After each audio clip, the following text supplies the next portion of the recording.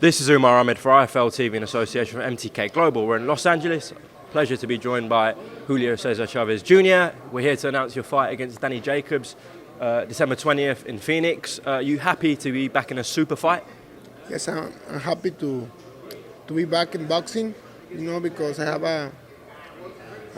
a lot of inactivity in these years, but I'm ready and I'm very happy to fight.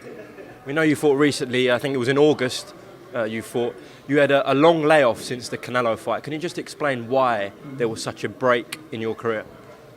Well, I thinking too much and retire of boxing because I need to take boxing serious, and after and I think fight again.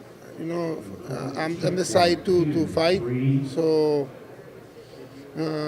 Eddie Hearn present this opportunity for me. So I take the opportunity because Jacob is a good challenge for me. How has it been working with Eddie Hearn and Matchroom to do this deal? Everything been okay? Yes, everything is okay.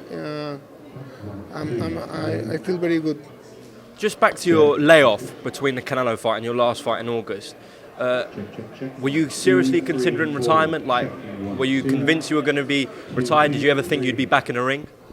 Yes, I'm considered to retire because I doing some things and I'm not happy with that. So, but I think I have something to doing more in boxing. So I'm be back and I'm better than before. What was it exactly that you weren't happy that you weren't doing? Because I think the fight in 164, so is a weight and give me a lot of problem to make. So that things is not in my it's not good for boxing. Okay. I do want to quickly get a reaction to your former opponent's win the other week in Las Vegas. Canelo becoming a 4-weight world champion, beating Sergey Kovalev. What did you make of the fight, Julio? I think it's a good fight. Canelo doing good, Canelo is better fighter than Kovalev. But the weight, the rear head rate the other day, these things affect a lot to the performance of the athletes. So that things affect the action, of the fight. Danny Jacobs is coming off a loss. How do you assess him as a fighter? I think the last 2 or 3 fights of Danny Jacobs, he lost with Canelo, and he lost with Triple G. But a lot of people thinking that he win the fight. So I think he's in his prime. He have two difficult fights. So I think it's good now. Jacob is a great fighter.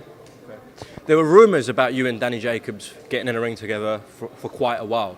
Now, you were suspended by the Nevada Commission for refusing to give a sample to Vada. Can you just explain that situation to me, Julio? Really, I don't understand the situation. I need to talk with my lawyer because I don't do nothing, I don't know what happened. Is it because you hadn't signed any contracts and you weren't enrolled and you didn't have to give any samples? Is that the reason?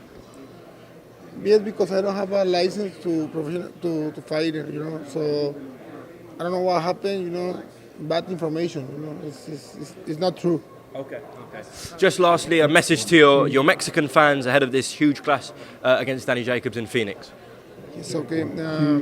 See you all my fans in Phoenix to support me. December 20. Okay, Julio, thanks for your time on IFL. Appreciate it.